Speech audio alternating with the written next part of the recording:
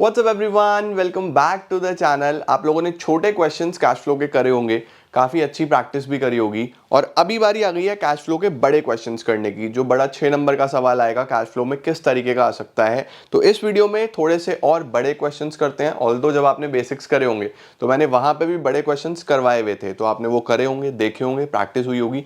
अभी इस वीडियो में कुछ और अच्छे क्वेश्चंस देखते हैं और जहां पे मिस्टेक्स हो सकती हैं वो क्वेश्चंस मैंने यहां इंक्लूड कर दिए हैं। चलिए लेट्स बिगिन।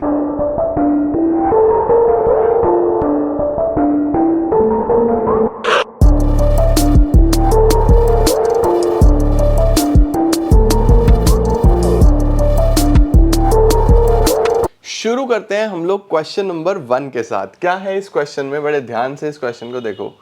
क्या दिया हुआ है? Cash flow from operating activity of Pinnacle Limited for the year ended 31st March was 28,000. Cash flow from operating activity is already given है। This is a new type of trending questions जो आपके पास board में आ सकता है। यानी एक activity आपको already given होगी, क्योंकि पहले और अब में बहुत सारे सिस्टम चेंजेस आए हैं। कैश फ्लो स्टेटमेंट 6 नंबर का बड़ा क्वेश्चन आ रहा है, तो हो सकता है कि आपको एक एक्टिविटी ऑलरेडी गिवन हो। एक बार पहले भी बोर्ड में ऐसा हुआ है और इस साल भी हो सकता है, तो क्वेश्चन बहुत ध्यान से पढ़ना, ठीक है। ऑपरेटिंग एक्टिविटी ऑलरेडी गिवन है तो टेंशन वाली बात ही नहीं है। बैलेंस शीट दिया हुआ है विद नोट्स टू अकाउंट्स, पूरा बैलेंस शीट दिया हुआ है, कुछ एडजस्टमेंट्स दिए हुए हैं। उसके बाद क्या बोल रहा है? Prepare cash flow statement. चलो शुरू करते हैं फटाफट से। हमारा काम यहाँ पे बहुत सारा बचने वाला है। क्यों बचने वाला है? क्योंकि हमारे को ऑपरेटिंग एक्टिविटी निकालना ही नहीं है। Very very nice. तो ऊपर पूरा हेडिंग डाल देना, कैश फ्लो स्टेटमेंट। कौन से साल का है वो भी मेंशन कर देना, फॉर द ईयर एंडिंग वगैरह। पर्टिकुलर्स, अमाउंट, अमाउंट, 2 बार अमाउंट क्यों? यहाँ पे फाइनल ABC बाहर कर देंगे, है ना। अब हम लेते हैं सबसे पहले तो a cash flow from operating activity. वो गिवन है सिंस, तो यहीं पे डाल दूंगा बस cash flow from investing activity and C आ जाएगा हमारे पास cash flow from financing activity. ये आ गया cash flow from financing activity, ठीक है ना। अब हम सबसे पहले शुरू करते हैं cash flow from operating activity. इसमें हमें दिया हुआ है net cash flow from operating activity 28,000 given है, तो 28,000, इसी को बाहर कर देता हूं मैं। 28,000 हमारे पास ये तो गिवन ही था। ओके, अब हम क्वेश्चन पढ़ना शुरू करते हैं। चलो जल्दी से फटाफट से। आपको पता होना चाहिए इन्वेस्टिंग में क्या क्या आता है और फाइनेंसिंग में क्या क्या आता है। अभी तक तो हो गया होगा दिमाग में सेट। इन्वेस्टिंग में क्या क्या आता है? फिक्स एसेट्स और नॉन करंट इन्वेस्टमेंट्स। फाइनेंसिंग में शेयर कैपिटल और लोन, ठीक है। चलो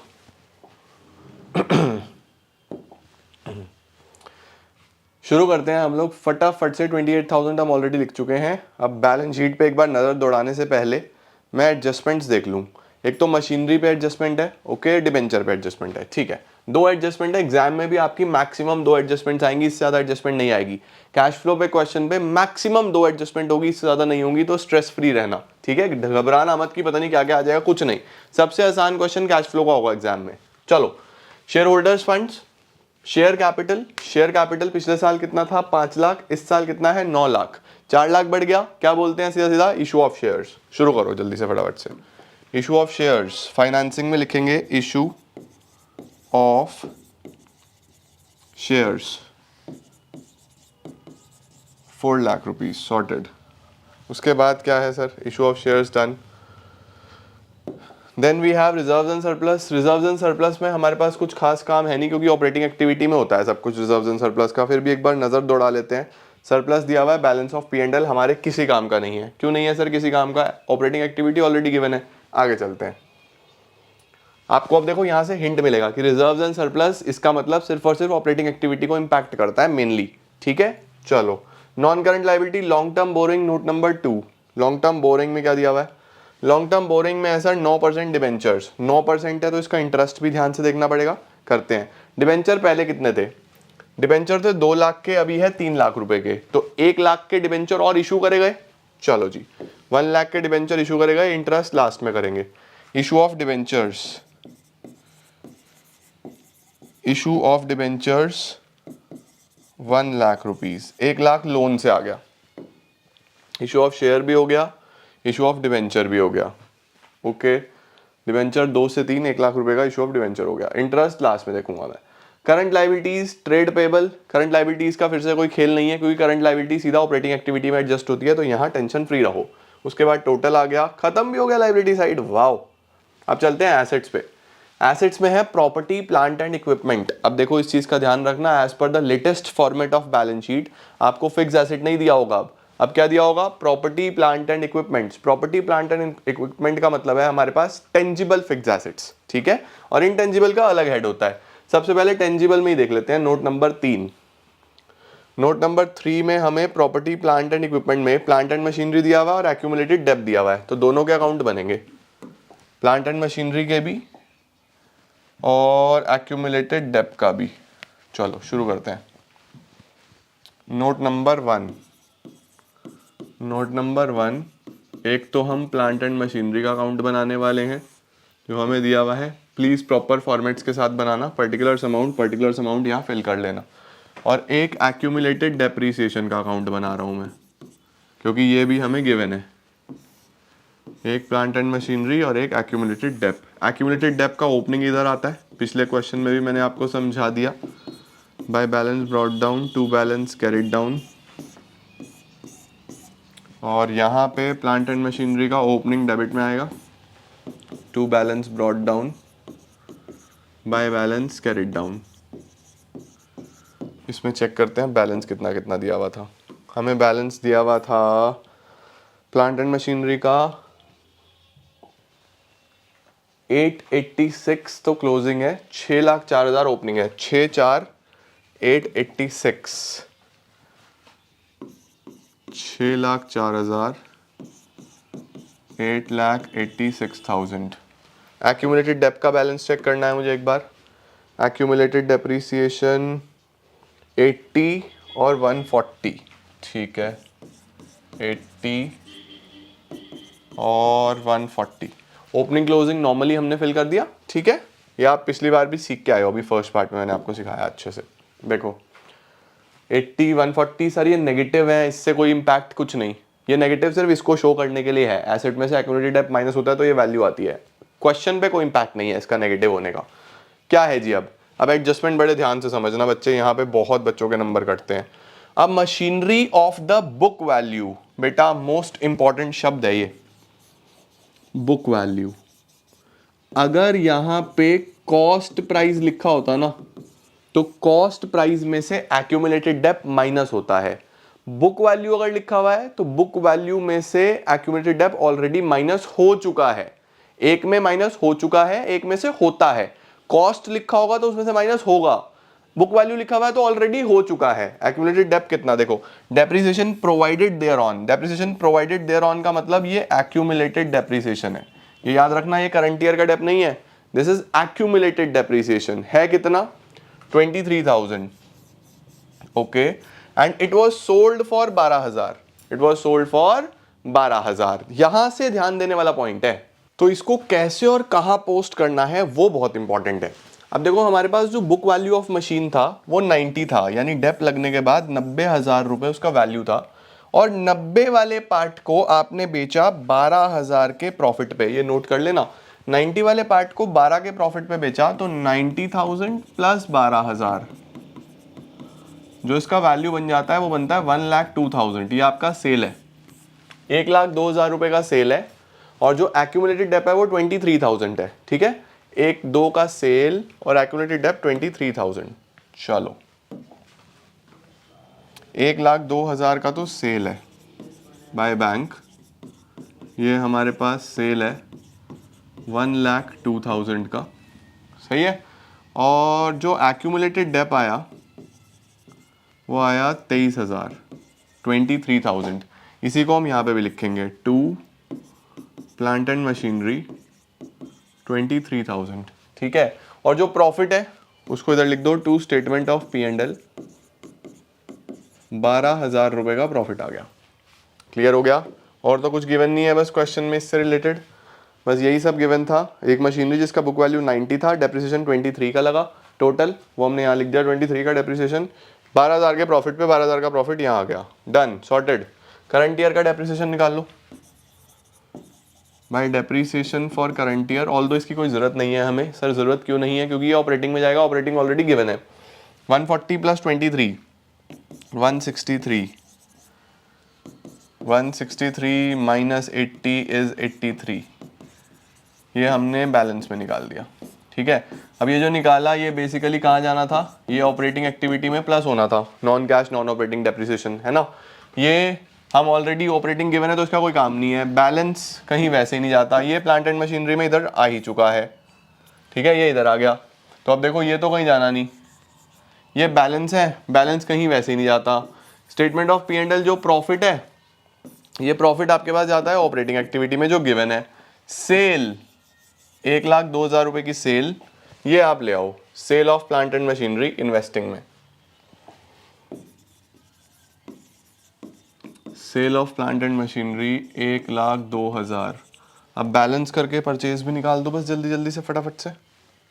इसका टोटल लगा लो कितना आ रहा है, 886,000 प्लस 23,000 प्लस 1,02,000, वैल्यू आया 10,11,000। इसमें से माइनस करो 6,04,000, 12,000, 395 का परचेज निकल आया बच्चे टू बैंक। ये क्या है? परचेज 10,11,000, ये 395 का परचेज आ गया। ठीक है, 395 का परचेज हम कहाँ लिखेंगे? यहाँ पे लिखेंगे 3,95,000 नेगेटिव में, खरीदा तो पैसा गया, ठीक है। Purchase of plant and machinery, done, sorted हो गया सर अब सारा काम। आओ, हमारा काम हो गया। ये प्रॉपर्टी प्लांट एंड इक्विपमेंट हो गया। इंटेंजिबल एसेट का नोट नंबर 4 है, बताओ जी क्या है नोट नंबर 4 में? गुडविल दिया हुआ है। गुडविल पिछले साल था 76, अभी है 36, वैल्यू कम हो रहा है। प्रीवियस ईयर में कितना था? 76, अभी हो गया 36, 40, 50, 60, 70, 40,000 रुपये कम हो गया। Goodwill return of, goodwill return of सबसे ऊपर ऑपरेटिंग में एडजस्ट होना था, वो गिवन है तो कुछ नहीं करेंगे, छोड़ देंगे। चलो सर, ये भी डन, ये भी डन। करंट एसेट हमारे पास कहाँ एडजस्ट होते हैं? करंट एसेट हमारे पास एडजस्ट होते हैं सबसे ऊपर ऑपरेटिंग में, तो करंट इन्वेस्टमेंट। लेकिन करंट इन्वेस्टमेंट तो आपका कैश एंड कैश इक्विवेलेंट का पार्ट है, ये याद रखना, कैश एंड कैश इक्विवेलेंट का पार्ट है करंट इन्वेस्टमेंट, तो इसको मत भूल जाना बिल्कुल भी, ठीक है। इन्वेंट्री ऊपर एडजस्ट होगा तो अभी कुछ नहीं होगा, कैश एंड कैश इक्विवेलेंट्स के साथ ही हम इसको कंसिडर कर लेंगे। Done sir. अब हम आगे चलते हैं। अब हमारे पास रिजर्व एंड सरप्लस सॉर्टेड है, डिबेंचर सॉर्टेड है, ये भी सॉर्टेड है, गुडविल भी सॉर्टेड है। अब हमारे पास बस क्या रह गया? डिबेंचर का इंटरेस्ट रह गया। आओ जी, डिबेंचर का इंटरेस्ट कैलकुलेट करें। सर हमारे पास साल के शुरू में डिबेंचर कितने के थे?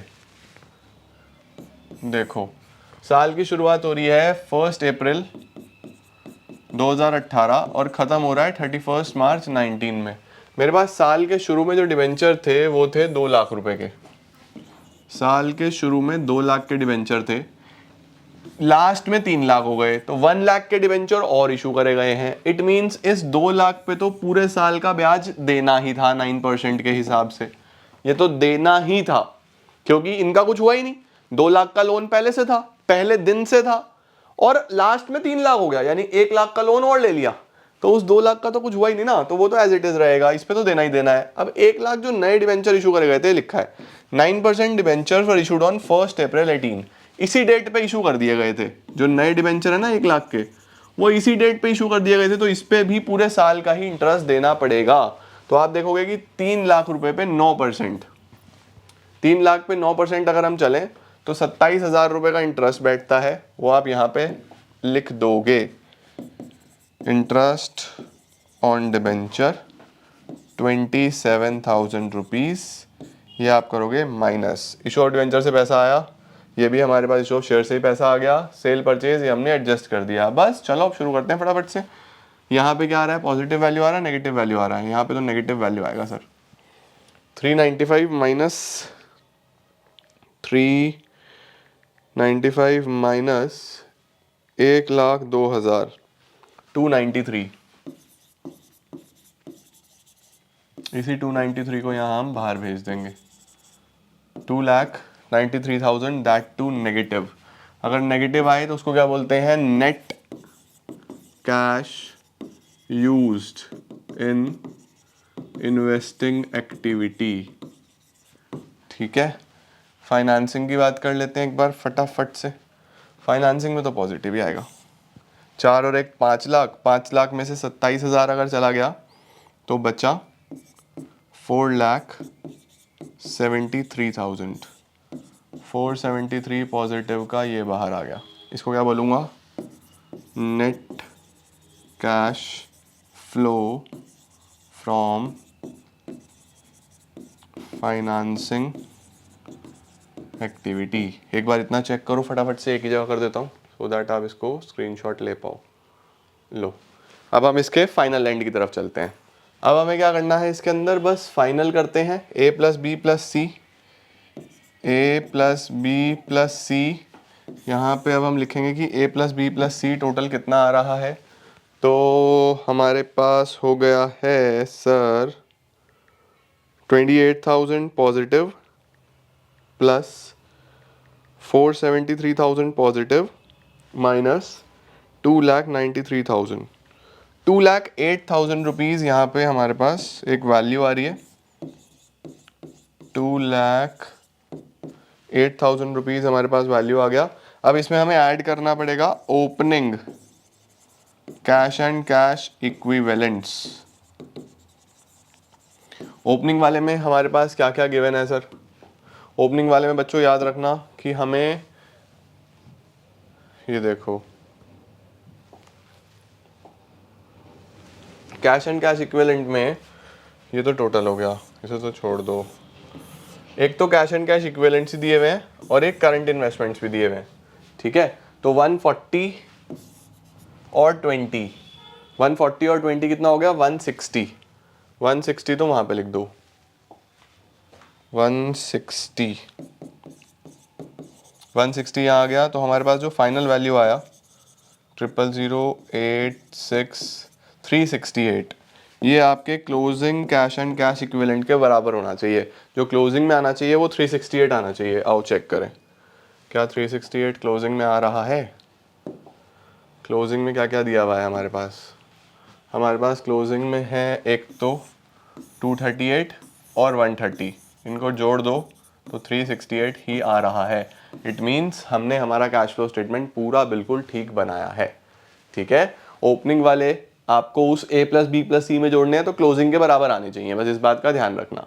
Sorted, done. आओ अब मैं आपको एक बार वापस से पूरे क्वेश्चन का स्क्रीनशॉट करा दूं।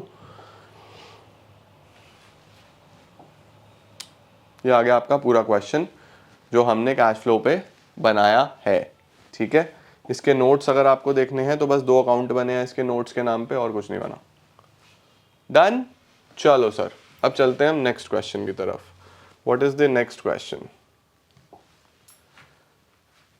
ये हमारा हो गया, ये आ गया सर हमारा दूसरा question. From the following balance sheet of Star Limited as at 31 March prepare cash flow statement. पूरा कैश फ्लो स्टेटमेंट बनाना है।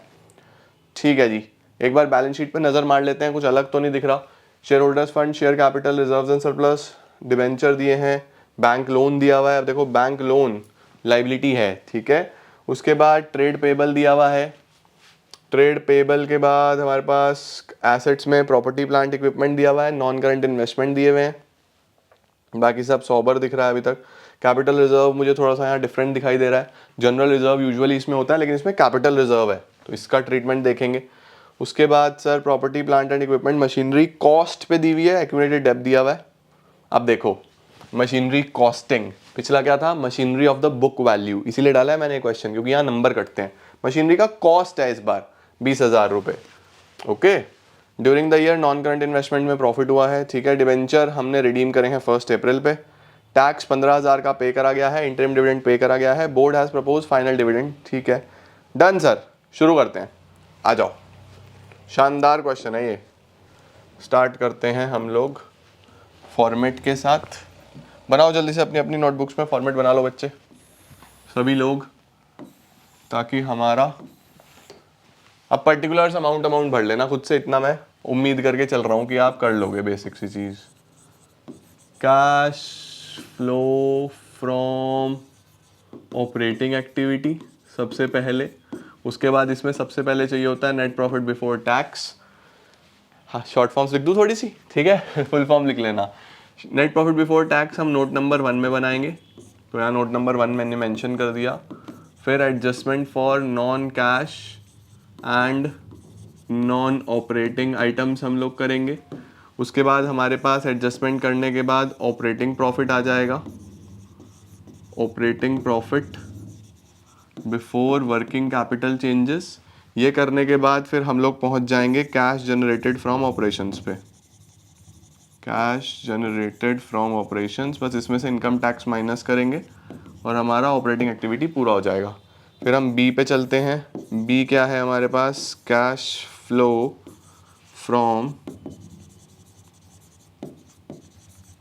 Investing activity, cash flow from investing activity आ गया। इन्वेस्टिंग एक्टिविटी को देखेंगे अभी पूरा का पूरा। उसके बाद आ जाएगा हमारे पास cash flow from financing activity. Financing में क्या क्या कैसे कैसे आता है वो हम सब चेक कर लेंगे। लो जी बेसिक फॉर्मेट हमारा तैयार हो गया। ओके मैं एक काम करता हूँ, एनपीबीटी का भी एक छोटा सा नोट पहले से ही बना लेता हूँ। Note number 1, calculation of net profit before tax. Sir कैसे निकलेगा, करंट ईयर का प्रॉफिट माइनस प्रीवियस ईयर का प्रॉफिट, जो भी वैल्यू आएगी, plus tip, transfer to reserve, interim dividend, propose dividend, provision for tax, भूलना नहीं है, ठीक है। चलो जी सॉर्टेड सर, शुरू करते हैं। क्या क्या दिया हुआ है हमें, let's start with as always equity and liability, share holder fund, share capital. अब ईयर फिर से देख लो कि प्रीवियस कौन सा है, करंट कौन सा है। प्रीवियस 21 है, करंट 22 है। 3 लाख से 350 हो गया, 3 लाख से 350 हो गया, तो 50,000 रुपए के शेयर इशू करे गए। जल्दी से फटाफट से इशू ऑफ शेयर्स 50,000, 50,000 के आ गए हमारे pass issue of shares. Next क्या है sir, reserves and surplus. Note number 1, reserves and surplus हमेशा किस लिए काम आता है, एनपीबीटी में। सबसे पहले आपको चाहिए surplus, current year minus previous year.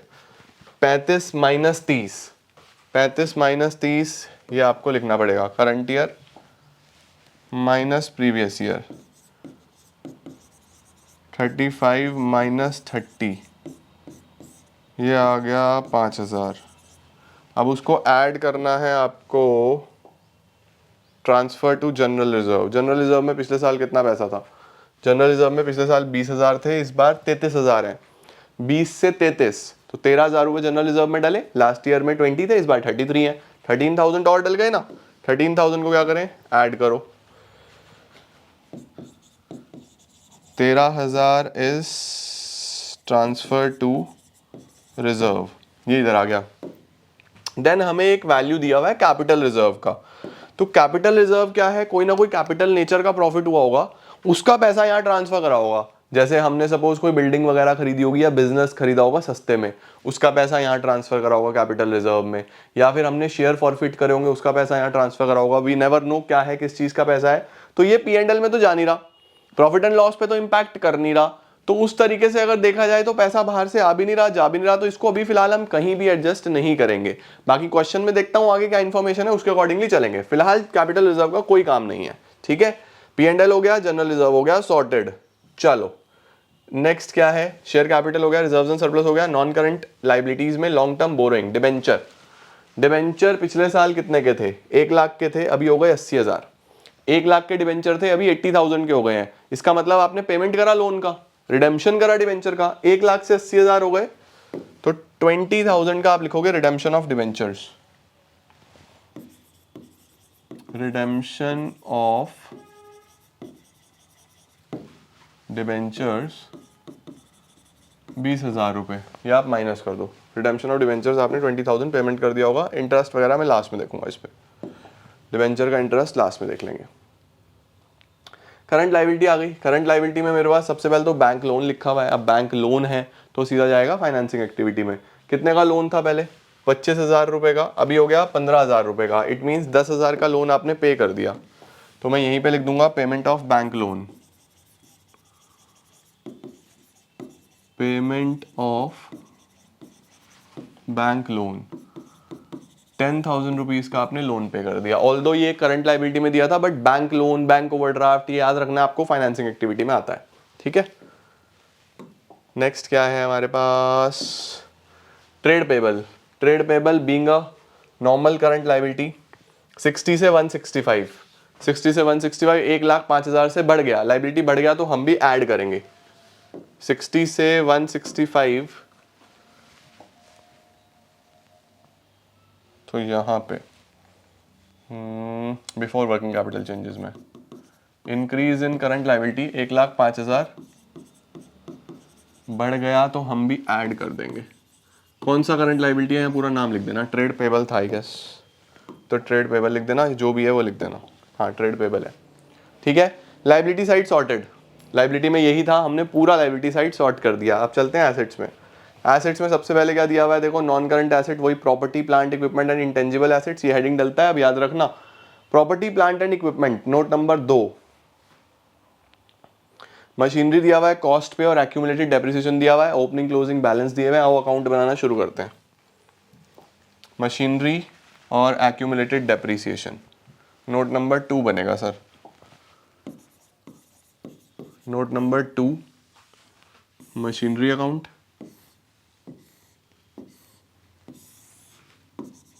Particulars amount खुद भर लेना। और नोट नंबर 3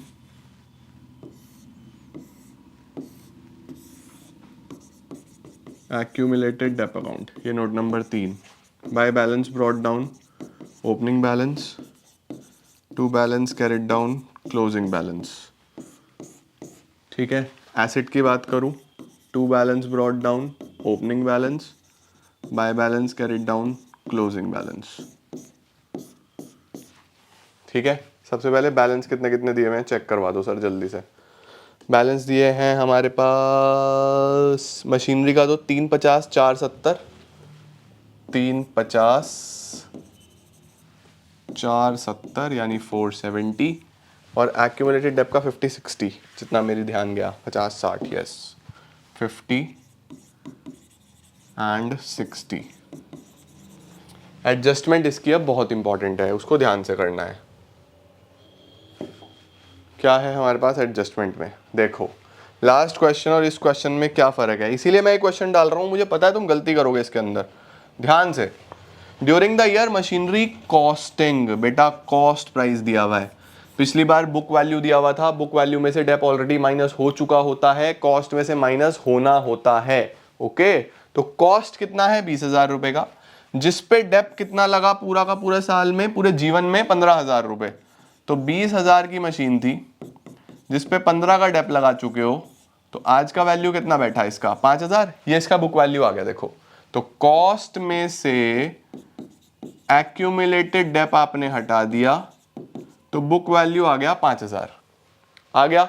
अब ये 5,000 वाला जो मशीन है ये आप बेच रहे हो 12 में, सोल्ड फॉर 12,000। 5 वाला मशीन 12 में बेचा तो 7,000 का प्रॉफिट हो गया। 5 वाला 12 में बेचा तो 7 का प्रॉफिट हुआ ना। स्क्रीनशॉट लो इसका जल्दी से। 5 वाला 12 में बेचा तो प्रॉफिट हो गया 7,000 का। अब हम अकाउंट में क्या क्या लिखेंगे? अकाउंट में एक तो प्रॉफिट लिखोगे 7,000 का, सेल लिखोगे 12 की, ठीक है। सेल 12, प्रॉफिट 7, एक्यूमुलेटेड डेप 15, ठीक है। स्क्रीनशॉट ले लिया? चलो, sale 12, profit 7, accumulated dep 15।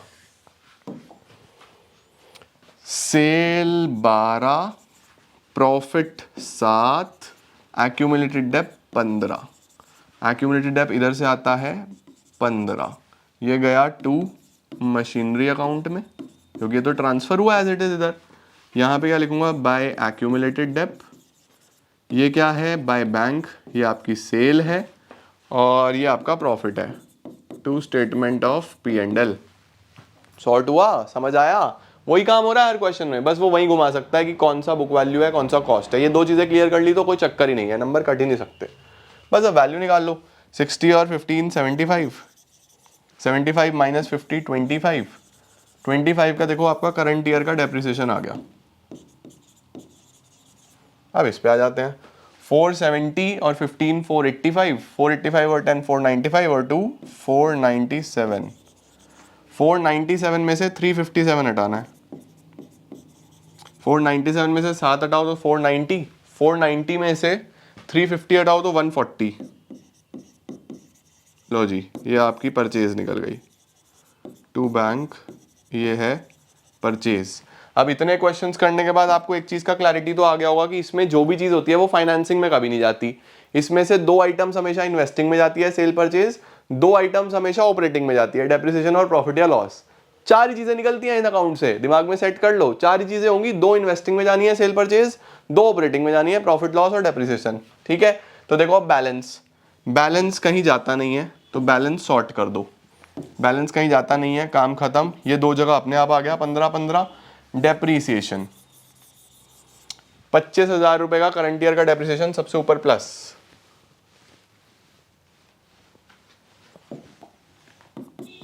Plus depreciation 25,000 रुपए का। एक प्रॉफिट हुआ था वो minus, profit on sale of machinery 5 वाला 12 में बेचा था, 7,000 रुपए का प्रॉफिट हुआ था। ये माइनस क्यों हो रहा है? Non cash non operating.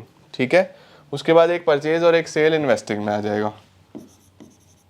Purchase of machinery, sale of machinery. Sale I guess 12,000 रुपए की थी, पैसा आया। 140 की परचेज थी, पैसा गया। 140 और 12 ही है ना, कंफर्म कर लूँ। 140 और 12 बिल्कुल ठीक है। देखो क्या करा मैंने, ये एक्यूरेटेड डेप्थ दो जगह अपने आप ऑलरेडी आ चुका है, यहीं से आया था ये। बैलेंस कहीं जाना नहीं, 470 350 ये डन है। ये सेल थी 12,000, इन्वेस्टिंग में गया, ये ऑपरेटिंग में गया, ये इन्वेस्टिंग में गया परचेज। सब वैल्यूज पोस्ट कर दी, डन। आगे चले, चलो सर अब देखते हैं क्वेश्चन में और क्या है। आ जाओ सवाल, हमें कहाँ घुमाओगे तुम, आ जाओ। बच्चे हमारे खूब मेहनत करके आए हैं, पढ़ लिख के आए हैं, तुम्हारे में जितना दम है लगा लो। नॉन करंट इन्वेस्टमेंट्स क्या है? नॉन करंट इन्वेस्टमेंट सर पहले 50 अब 40, क्या कुछ वैल्यू और कुछ दिया हुआ है, कोई एडजस्टमेंट वगैरह दिया हुआ है नॉन करंट इन्वेस्टमेंट पे? हाँ दिया हुआ है। नॉन करंट इन्वेस्टमेंट पे जो वैल्यू इन्वेस्टमेंट दे दिया अगर, तो इसका भी अकाउंट बनाना पड़ेगा। नॉन करंट इन्वेस्टमेंट का अकाउंट बनाओ, नोट नंबर 1 2 3, नोट नंबर 4। इस तरीके का क्वेश्चन बच्चों एग्जाम में नहीं आएगा, टेंशन मत लेना। ये मैं सिर्फ क्वेश्चन इसलिए करा रहा हूँ कि आपका एक ही क्वेश्चन में मैक्सिमम एडजस्टमेंट कवर हो जाए, आपको पूरी किताबें ना पढ़नी पड़े। मेरा काम तुम्हारे लिए आसान करना है, हर चीज तुम्हारे लिए इजी बनानी है, तो मैं एक ही क्वेश्चन में मैक्सिमम एडजस्टमेंट्स करा रहा हूँ ताकि बहुत सारे क्वेश्चंस ना करने पड़े आपको। Non current investment account exam में मैं आपको ऑलरेडी बता चुका हूँ कि मैक्सिमम दो एडजस्टमेंट्स आएंगी। To balance brought down, by balance carried down. तो जब तुम मुश्किल मुश्किल काम कर लेते हो ना तो आसान वहां आएगा तो तुम्हें लगेगा अरे क्या पूछ रहा है हमारे से। क्या है नॉन करंट इन्वेस्टमेंट का balance? Non current investment sir पहले 50 अब 40, पहले 50 अब 40। ठीक है जी, पहले 50,000 के थे अब 40 के थे। देखो नॉर्मल एसेट है तो डेबिट में ओपनिंग, क्रेडिट में क्लोजिंग। क्या एडजस्टमेंट दिया हुआ है? During the year non current investment were sold at 20% profit, 20% के प्रॉफिट पे। अब देखो कितने की इन्वेस्टमेंट बिकी है 50 से 40 हुआ तो 10,000 की इन्वेस्टमेंट बिकी।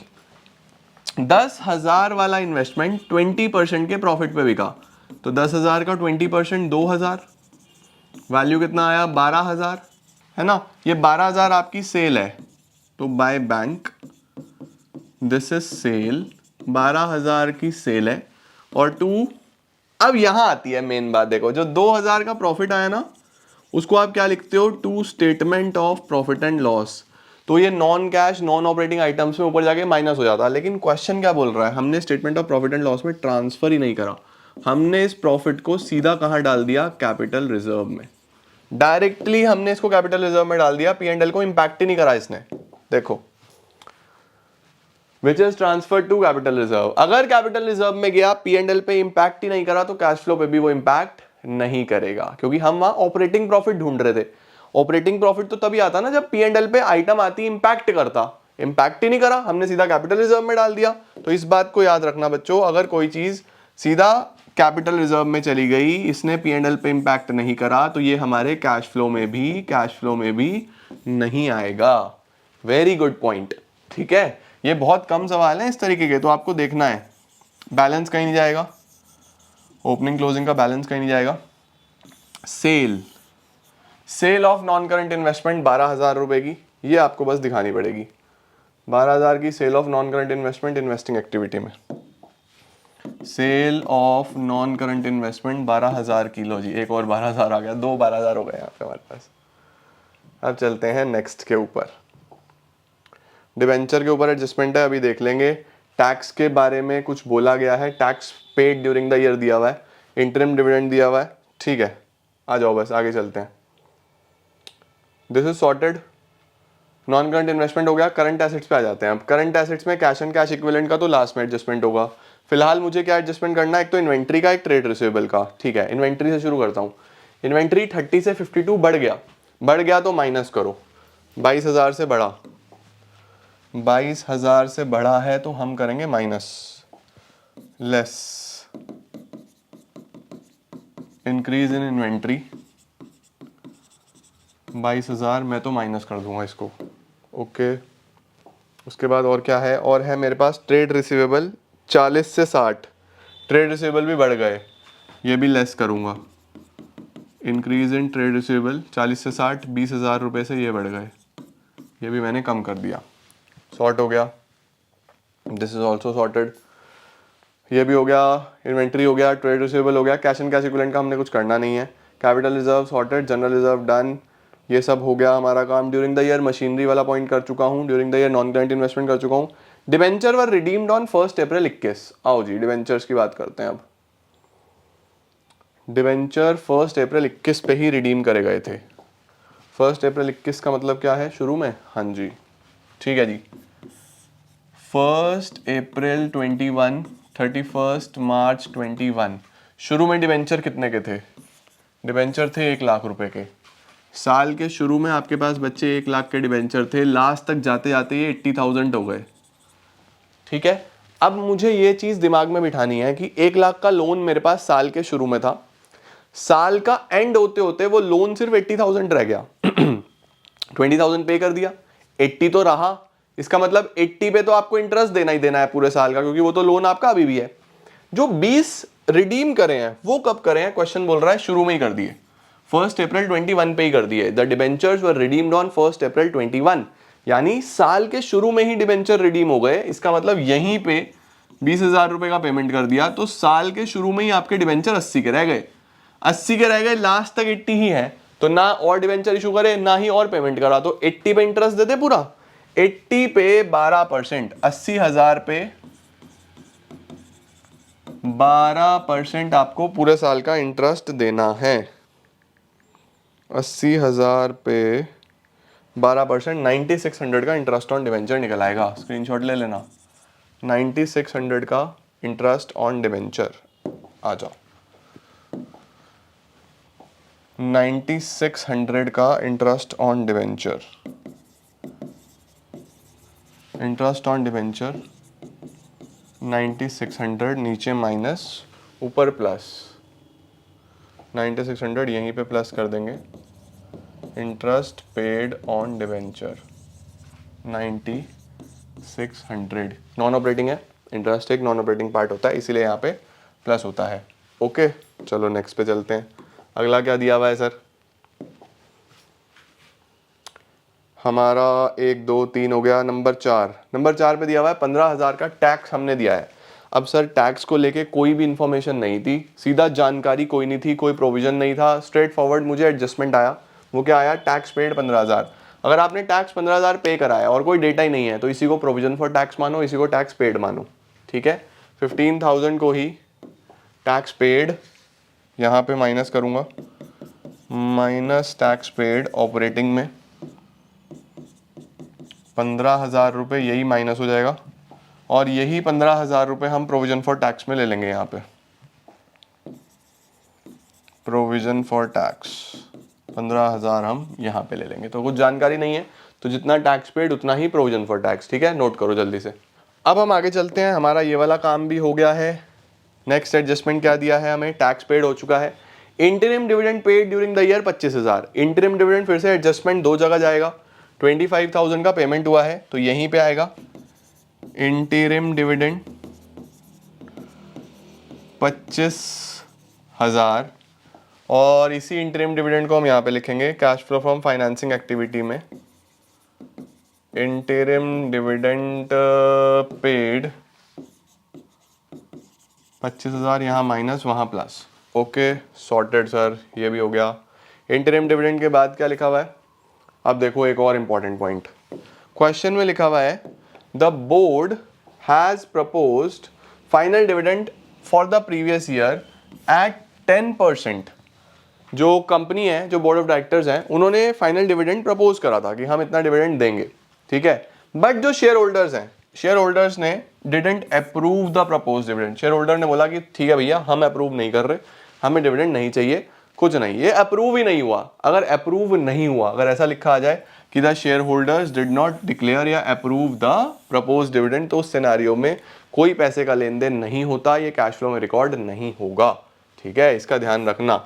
अगर अप्रूव नहीं हुआ तो वो कैश फ्लो में आएगा ही नहीं। तो प्रपोज डिविडेंड इस बार हमारा कैसा रह जाएगा, एक तो क्वेश्चन आया था जिसमें चारों चीज़ें आने वाली थी, लेकिन ये प्रपोज डिविडेंड हमारा रह जाएगा खाली। तो इसका सम लगाओ बस यार, और क्या।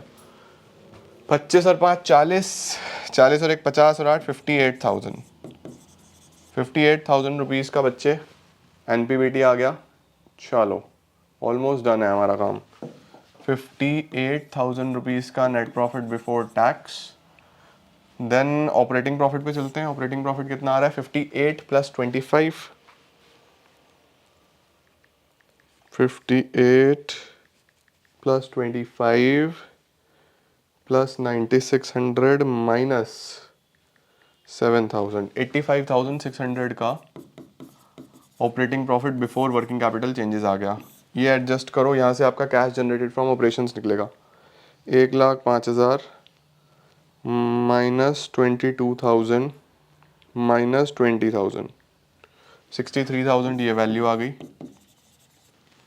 पॉजिटिव क्या आ रही है, ये प्लस करो, 63,000 प्लस 85,600, 148,600, 148,600 में से 15,000 हटा दो जो टैक्स दिया है, 133,600, ये फाइनल है 133,600। This is your cash flow from operating activity. लो स्क्रीनशॉट।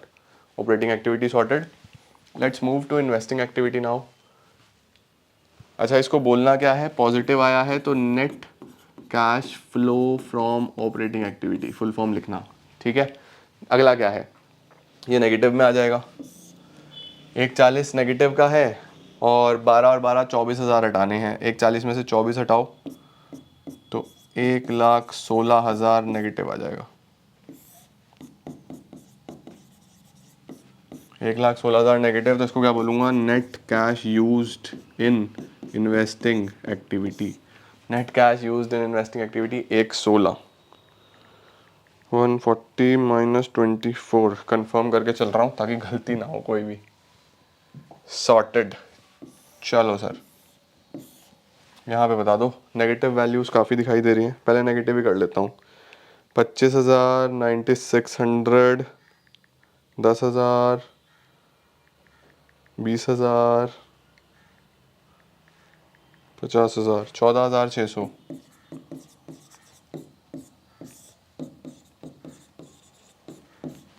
बस अब हमें क्या करना है, a plus B plus C. A plus B plus C क्या वैल्यू बैठेगी, ये आया था हमारे पास 1,33,600 पॉजिटिव का माइनस 1,16,000 माइनस 14,600, ये वैल्यू आ रही है 3,000 पॉजिटिव। अच्छा, ये नेगेटिव आया तो उसको क्या लिखोगे, net cash used in financing activity. ठीक है, 3,000 आ गया। अब बस ओपनिंग कैश इक्विवेलेंट दिखा दो कितने हैं सर। ओपनिंग कैश इक्विवेलेंट है आपके पास, cash and cash equivalent opening में 115, देखो 115 है, 3000 तीनों का सम आया था तो 115 प्लस 3 118, बिल्कुल सही है आपका क्वेश्चन। क्लोजिंग 118 है, तो यहाँ पे हम लिखेंगे,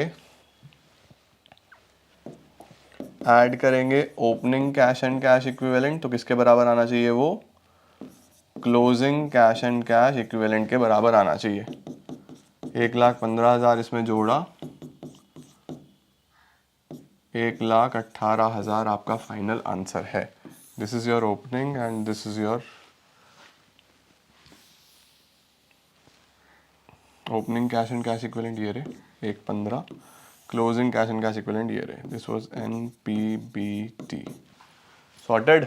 तो ये था एक बहुत शानदार question from cash flow statement, जो कि आपको बड़े ध्यान से देखना है, बड़े ध्यान से करना है, ताकि इसमें कोई भी गलती ना हो। और कुछ इंपॉर्टेंट एडजस्टमेंट्स भी थी जो मैंने आपको सारी समझाई, सारी एडजस्टमेंट्स आपको दिखाई। मुझे पूरी उम्मीद है आपको ये भी बहुत अच्छे से समझ में आ गया होगा। अब एक क्वेश्चन और मैंने निकाल के रखा हुआ है आप लोगों के लिए, बड़ा शानदार। देखो उस क्वेश्चन को एक बार, क्या है चेक करो। The third and the final question from cash flow statement, जो आपको बड़े ध्यान से देखना है। क्या लिखा है, equity and liability, share holders fund, share capital, reserves and surplus, long term borrowing, short term borrowing में फिर बैंक लोन, क्रेडिटर, बाकी सब बेसिक है। इंटेंजिबल में पेटेंट है, ऐसा कुछ खास दिखाई नहीं दे रहा। प्रोविजन फॉर टैक्स, इस बार आपको नोट्स में दोनों बैलेंस दिए हुए, तो या तो इसका अकाउंट बनेगा अगर एडिशनल इन्फॉर्मेशन में टैक्स पेड दिया हुआ। बिल्डिंग वॉज परचेज लिखा हुआ है, ओल्ड बिल्डिंग जिसका बुक वैल्यू 63 था, it was sold at a loss of 5,000, normal building बिकी है। Tax provided during the year, देखो ये इंपॉर्टेंट है। टैक्स प्रोवाइडेड का क्या मतलब है सर, क्या टैक्स प्रोवाइडेड का मतलब टैक्स पेड है या प्रोविजन फॉर टैक्स है? Tax provided is provision for tax, tax provided क्या है, प्रोविजन फॉर टैक्स। ठीक है, तो ये एक बहुत शानदार क्वेश्चन है। आ जाओ जल्दी से इसको शुरू करते हैं। Let's start this question.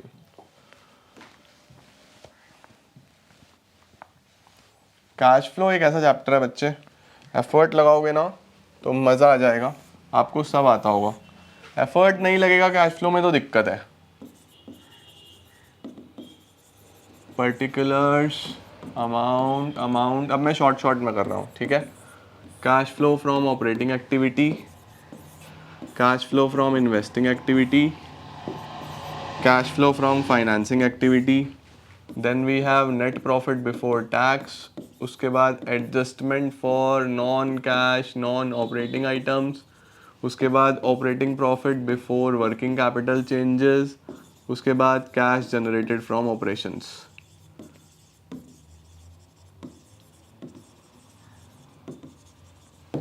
चलो सर, अब हमें क्वेश्चन दिखा दो एक बार फटाफट से, हम करना शुरू कर लें। ताकि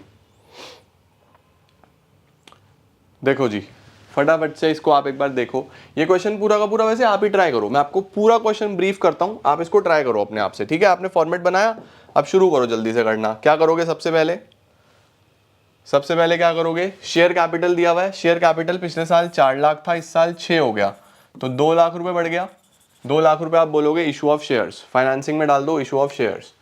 reserves and surplus, reserves and surplus में स्टेटमेंट ऑफ P&L दिया हुआ है, कोई नोट नहीं है, कोई भी नोट नहीं है, तो current year balance this 2 lakh minus previous year balance 1 lakh, 2 minus 1 ये आपका NPBT का नोट बनेगा, नेट प्रॉफिट बिफोर टैक्स का नोट बनेगा, 2 लाख माइनस 1 लाख। चलो कर ही दूं मैं ही, मन कर रहा है मेरा।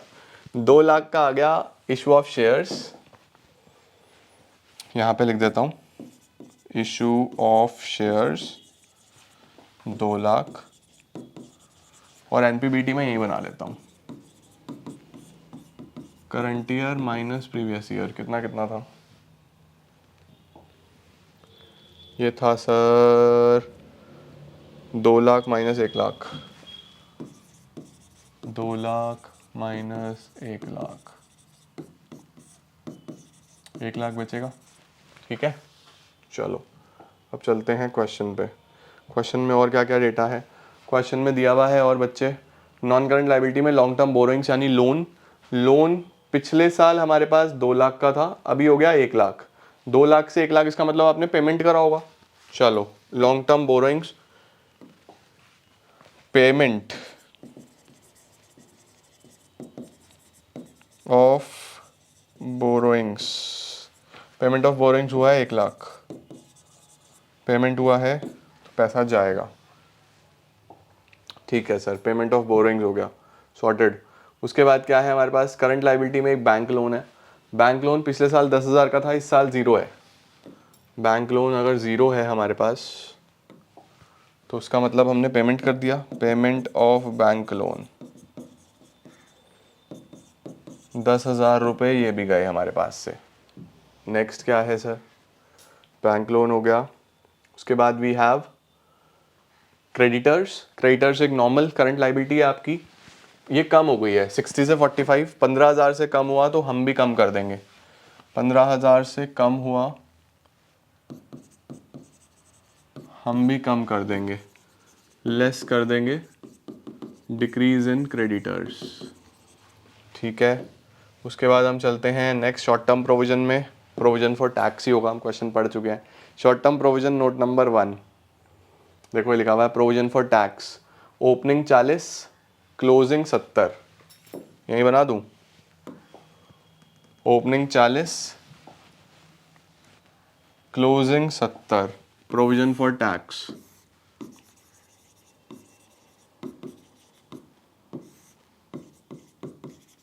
ओपनिंग 40, क्लोजिंग 70, ये भी प्रोविजन फॉर डेब्ट की तरह एक लाइबिलिटी ही है, जिसको एक्यूमुलेटेड डेब्ट बोलते थे ना, उसको प्रोविजन फॉर डेब्ट भी बोलते हैं। By balance brought down to balance carried down. अब लिखा था टैक्स प्रोवाइडेड, टैक्स प्रोवाइडेड का मतलब है और प्रोविजन बनाना। ठीक है, तो हम यहाँ लिखेंगे बाय स्टेटमेंट ऑफ P&L, और कितना प्रोविजन बनाया, टैक्स प्रोवाइडेड कितना दिया है, टैक्स प्रोवाइडेड है 80,000 रुपीज़ का, 80,000 का टैक्स प्रोवाइडेड है। अब सोचो बच्चों, 40,000 का प्रोविजन पहले से था, 80 का और बना दिया तो 120 हो जाना चाहिए था, यहाँ बचना चाहिए था 120, लेकिन बच कितना रहा है, सिर्फ 70। इसका मतलब 50 का पेमेंट कर दिया होगा ना, 120 में से 50 पे करा तो 70 बचा होगा। इसको क्या बोलते हैं, टू बैंक टैक्स पेड। ये क्या है, टैक्स पेड। ठीक है, अब देखो ये बैलेंस तो कहीं जाएगा नहीं, ओपनिंग और क्लोजिंग ये तो कहीं जाना नहीं है। ये जो आपने अभी प्रोविजन बनाया है, प्रोविजन फॉर टैक्स 80, ये एनपीबीटी में प्लस होगा, टिप में P provision for tax NPBT में प्लस होगा, और ये 50,000 नॉर्मली माइनस होगा, 80 प्लस 50 माइनस,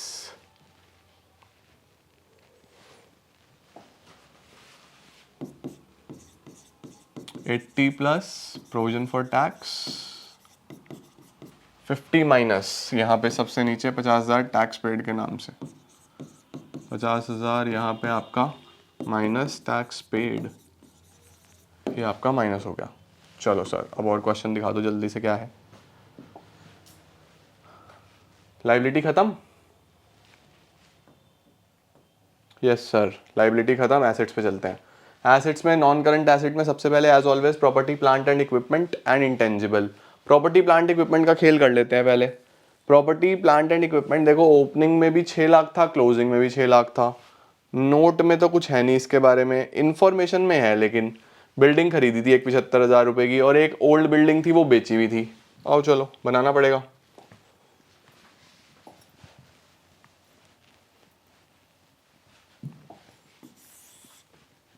बिल्डिंग अकाउंट बनाना पड़ेगा।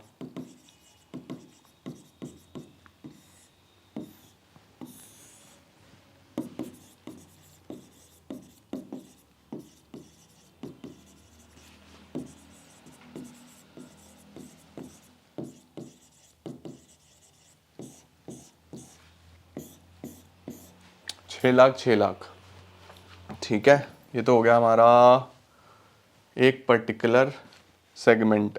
बिल्डिंग वॉज परचेज फॉर 75,000, एक बिल्डिंग खरीदी गई है 75,000 की। ठीक है, यहाँ पे हमने परचेज लिखा, 75,000 की एक बिल्डिंग खरीदी गई है। ओके, और क्या है, और दिया हुआ है एंड ओल्ड बिल्डिंग जिसका बुक वैल्यू 63 था, एक पुरानी बिल्डिंग जिसका बुक वैल्यू कितना था, 63,000। It was sold at a loss of 5,000। 63, देखो old building of the book value 63, it was sold at a loss of 5,000।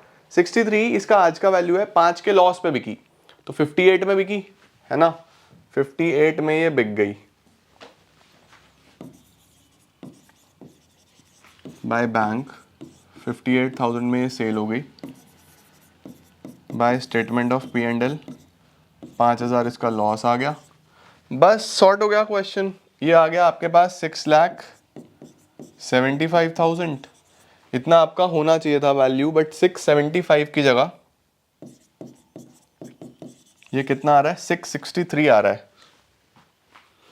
675 minus 58,000 minus 5,000 minus 6 lakh, 12,000 रुपये का डिफरेंस आ रहा है। ये 12,000 क्या है, देखो सेल तो आ चुका है, तो ये है depreciation. This is depreciation for current year. Current year का डेप्रीसिएशन आ गया यहाँ से हमें।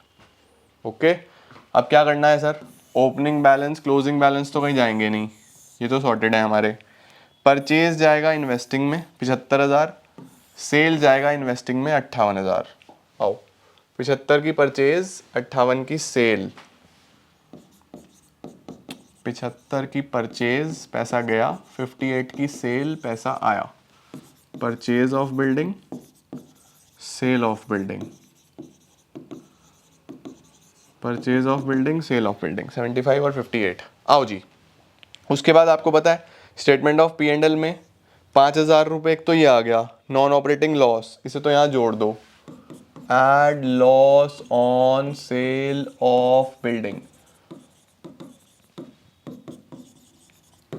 एक डेप्रिसिएशन 5 और 12, 5,000 का लॉस, 12,000 का डेप, दोनों ऐड हो जाएंगे। ठीक है ना, परफेक्ट है। चलो सर, दिस इज सॉर्टेड, ये भी हमने कर लिया। बिल्डिंग टैक्स एडजस्टमेंट तो सारी हो गई, इसका मतलब हमारी। बस और क्या है, dividend propose for the year ended 31 March, opening closing 2 सालों का डिविडेंड दिया हुआ है, इसको अभी देखता हूँ मैं। प्रोविजन फॉर टैक्स हम कर चुके हैं।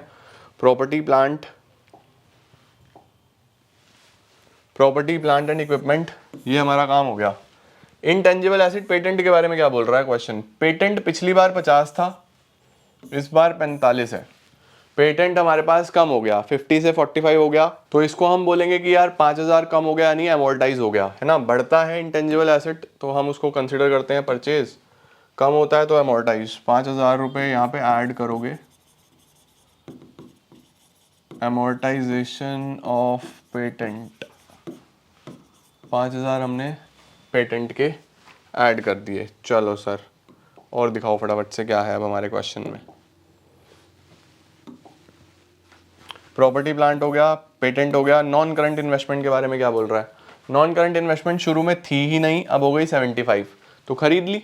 75,000 रुपये की नॉन करंट इन्वेस्टमेंट भी खरीद ली। 75,000 रुपीज़ की purchase of non current investment, 75,000 रुपये की ये खरीद ली। Done sir. उसके बाद और क्या बोल रहा है, देन वी हैव, हमारा ये भी हो गया, ये भी हो गया, ये भी हो गया। करंट एसेट, करंट एसेट में inventory, trade receivable, cash and cash equivalent तो बाद में काम आएगा। इन्वेंट्री बताओ, इन्वेंट्री 10 से 15 बढ़ गया तो हम माइनस करेंगे, 5,000 हम माइनस करेंगे। और ट्रेड रिसीवेबल डेटर जो है वो तो ज़्यादा वैल्यू है, चलो पहले 5,000 कर लें। 5,000 माइनस करेंगे इंक्रीज इन इन्वेंट्री,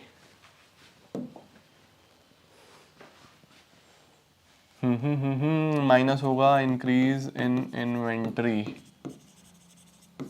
5,000। अब क्या रह गया हमारे पास, ट्रेड रिसीवेबल्स रह गए बस।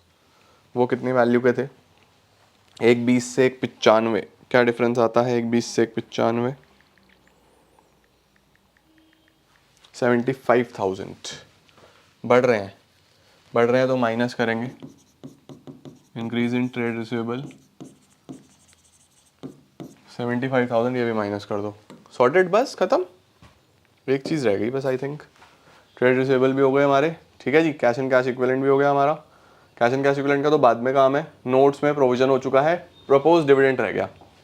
प्रपोज डिविडेंड में बच्चों क्या सीखा है हमने, जो डिविडेंड प्रपोज है, करंट ईयर का कोई खेल नहीं है, करंट ईयर को तो बिल्कुल इग्नोर करना है, प्रीवियस ईयर चाहिए हमें।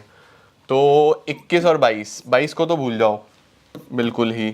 प्रीवियस ईयर 60,000 है, यही 60,000 डिविडेंड पेड, यही 60,000 डिविडेंड प्रपोज्ड। 60,000, 60,000 रुपये आपके यहाँ डिविडेंड पेड में आएंगे,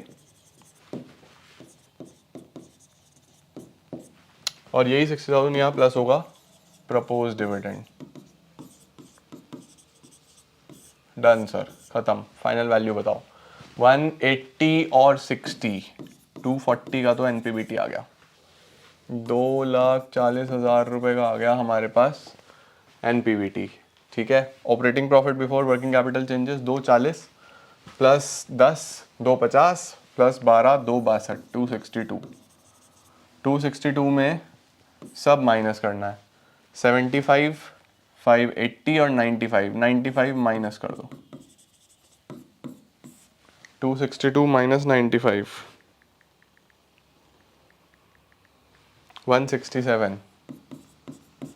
167 minus 50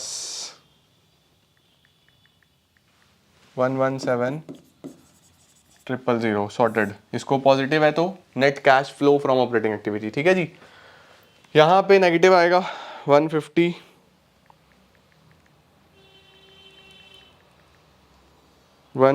minus 58 92।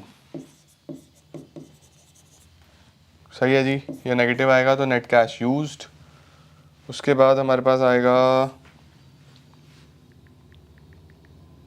2 lakh minus 1 lakh minus 10,000 minus 60,000, 30,000 रुपये पॉजिटिव आ जाएंगे। बस अब a प्लस बी प्लस सी कर दो। a प्लस बी प्लस सी तो 117,000 माइनस 92 प्लस 30 55। ठीक है, 55 आ गया। बस अब इसमें ओपनिंग कैश देखना है मुझे कितना है। Opening cash and cash equivalent. Opening है हमारे पास 30, तो 55 प्लस 30 इज 85। हो गया काम हमारा समाप्त। 55 प्लस 30 इसको हम opening cash and cash equivalent बोलते हैं, और ये आ रहा है 85 जिसको हम closing cash and cash equivalent बोलते हैं। इसको बोलते हैं ओपनिंग, इसको बोलते हैं क्लोजिंग। पूरा लिख देना, cash and cash equivalent. Sorted. तो मुझे उम्मीद है कि आप लोगों का कैश फ्लो स्टेटमेंट बढ़िया हुआ होगा। अब इसके बाद जाके अपनी किताब में से जो आपको लगे इंपॉर्टेंट क्वेश्चन है 2-4 क्वेश्चंस ट्राई कर लो, प्रैक्टिस कर लो, छोड़ना मत बिल्कुल एडजस्टमेंट्स को। अच्छे तरीके से कैश फ्लो पैकअप कर दो, देन मूव करो इशू ऑफ शेयर्स की तरफ। अब बैठ के अच्छे तरीके से 4-5 घंटे लगा के इशू ऑफ शेयर्स के सारे वीडियोस देख लेना। कल मैं तुम्हें इशू ऑफ शेयर्स के जबरदस्त क्वेश्चंस करा दूंगा, एक से एक बढ़ के। Okay, all the best everyone. खूब मेहनत करो, आज एक दिन हो जाएगा। बस 3-4 दिन की बात और रह गई है, उसके बाद फिर तुम रेस्ट करोगे 2-4 दिन, फिर CUET की तैयारी करना। फिलहाल अच्छे से फाइनल एग्जाम है, बहुत बढ़िया देना है, रुकना मत। All the very best.